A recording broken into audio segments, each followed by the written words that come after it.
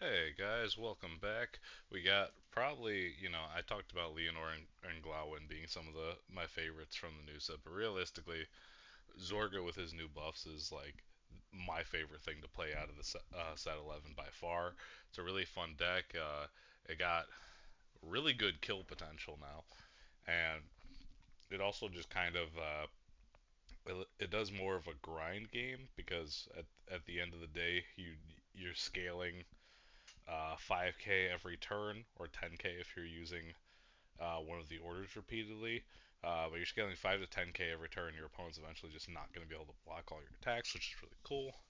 And you have a conventional fourth attack that's not locked to being once per game. So yeah, we'll get into that and start off with the ride line. We got to get the energy generator out of there. We got the starter. We got abyss fishing. We got Split the Preordained, and we got the Fated One of Taboos Zorga. Took me a bit to get these two as the frame rares, but I'm glad I finally got them. Shout out to my buddy Kyle for pulling this at the last event that we went to together. Uh, really nice. Going on to, we're gonna do the orders first, really quick, just so I can kind of give you the lowdown on that before we go into the rest of the deck. So it's a bunch of one-outs. So we're playing one Mythiarch Habitat. We're playing one Sweets That Become a Delicious Dream. And we're playing one Overcoming the Unnatural Death for our Grade 1 orders. You don't need more of this card because Shadow Click can get rid of it for you. Same with Mythiarch Habitat. You're never playing more than one of this anyways. And the Counter Blast doesn't come up, like doesn't matter as much because of what else we're playing in the deck. For the grade 2 orders, we're playing Tearful Malice, which is really nice to get us some counter charge back. We're playing Command of Death's Restraint. This one is kind of nice because there are some times where you want to bounce a card, you want to bring a card back from drop zone, but you might not be able to because of counterblast restrictions. Even if you have the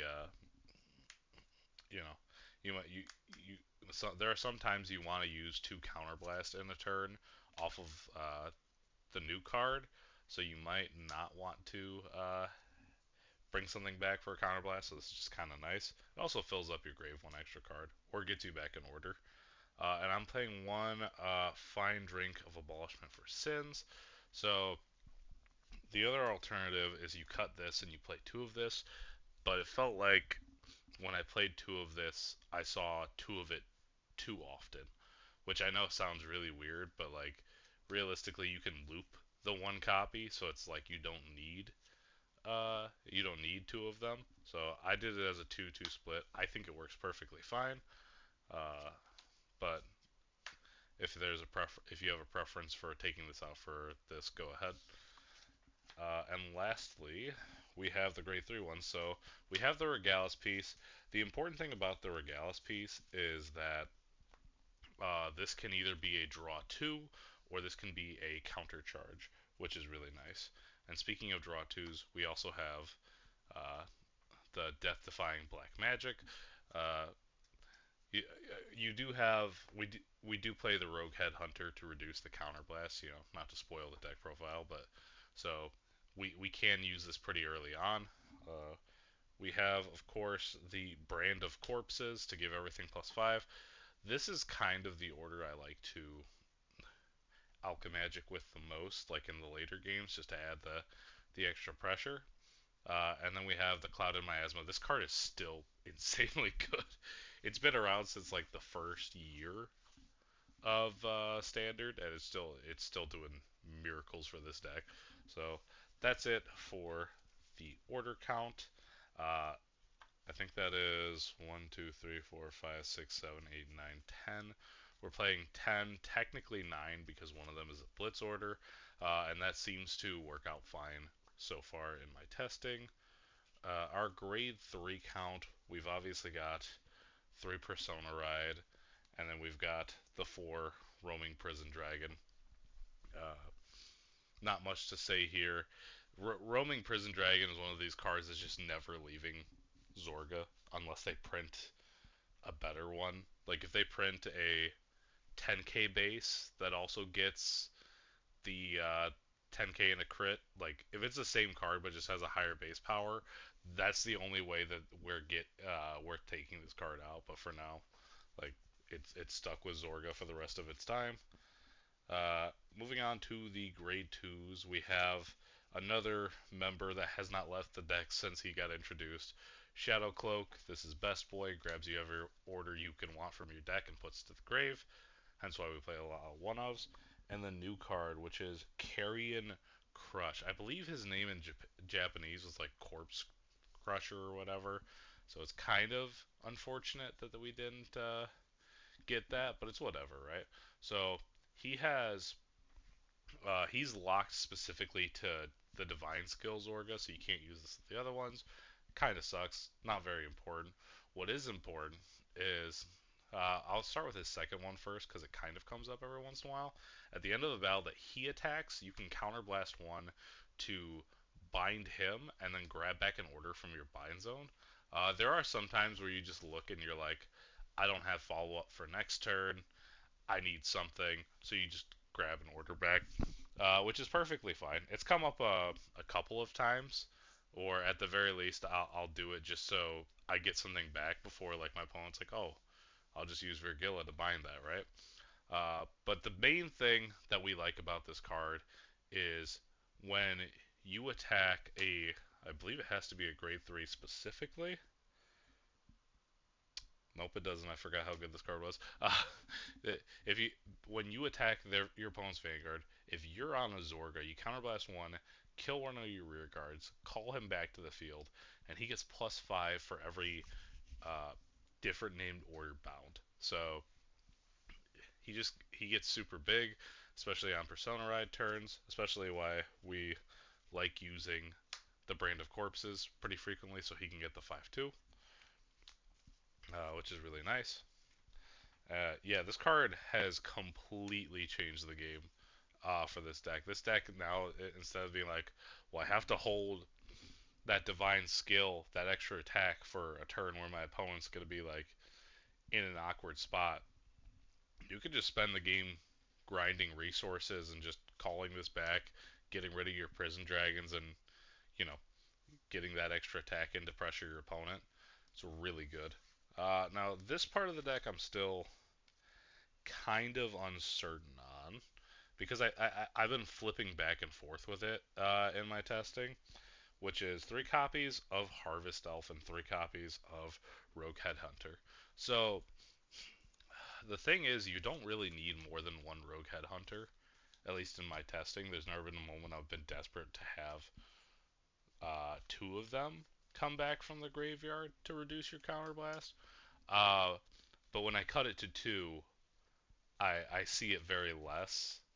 It's really unfortunate, but it's kind of you kind of have to do this 3/3 split, even though this is like you should be the 4 of, but you kind of have to do a 3/3 split, which is awkward because there's lots of games where I'll like because I play the 3/3 split, I'll like see these two and just not see these till later in the game, and I'm like, come on, man, like.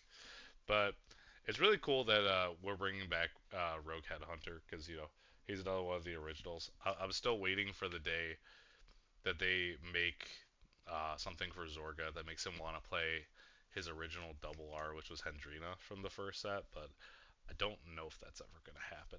And lastly, we have to play 4 effect perfect, or not effect perfect guard. Well, yeah, no order perfect guards, just because Shadow Cloak obviously gets these back for us, so it's really good to have just these ones. You could technically grab it back with the other order, but like if you remove it from the game, uh, you won't be able to cycle it back anymore. So it's just better to keep with this. You could also call these off Mythiarch Habitat, which is nice. Deck thinning for perfect guards is kind of really good. And now the triggers. So I'm still on Bless Favor. Bless Favor is the best over trigger for pretty much most of Stokia. The thing is, with how I like to play this deck specifically, well, I mean, it's kind of my general like philosophy, is I want a over trigger where no matter where I hit it, it's good and like live, right? So like red over trigger on roaming prison dragon is a death sentence, 100%. Your opponent's not going to be able to handle that well. But if you flip it on turn two, you flip it on turn one, if you're going second, you're not really doing anything, right? Whereas this, you're drawing an extra card, you're getting a crit, like it's perfect. And if you've taken damage, you're healing, which gets cards back in your drop. So I think Bless Favor for me personally is still the way to go, but I would say Red OT is like your next best bet. And then we are on. This is going to be really weird. So I got four of the effect crits. Obviously, this card's really good, especially with the prison meta. And then I'm on a really weird uh, seven front build. So we just had I don't remember what the BCS was. I apologize. But Wolfrin got first place with Zorga, and he was on a seven front build, uh, which I thought was really weird because I was always on like a four front build and three crits because like crits win games really hard. But this deck genuinely enjoys having your front row continuously pump up power, uh, and it also helps the deck be a little more defensive. So that's why I swapped to this build. I think it's been pretty good so far. Uh, there is times I think about swapping the like bumping one of these down and playing four of the soul crits, but I think it's fine like this for now. And lastly, the four heals. Uh, I think the worst part about this is I've had to split up my trigger. The old SP crit that went with the Zorga ride line, and this heal that also went with the Zorga ride line, like the original one, have been together since the original overdress, and now they're in a deck not together, which just feels very wrong. But yeah, you could obviously you play the effect fronts if or the effect heals if you want the effect heals. Uh, right now I've been perfectly fine just playing these and having the guaranteed 15k shield every time. But yeah, that's it for also everyone, you know, you gotta have the Masanori fronts. It's very important for the deck's aesthetic. Maybe I gotta grab the Masanori heals too to replace this and then reunite the two together. I'm not quite sure. But that is it for this deck profile. Um, it's been really nice playing this deck a little more consistently again because it feels like it actually has like some staying power and it's really good. I'm hoping I don't know when I'm gonna plan it, but maybe it'll be around the time of set 12. I'm hoping to make a Zorga mask list again because I really miss that guy. I've got the secrets just chilling in a binder. Uh, obviously, Zorga's been one of my favorites since the beginning of Overdress, so any way I can mess with him is a good way for me, right? But that's gonna do it for this one. I'm gonna catch you guys soon. Peace.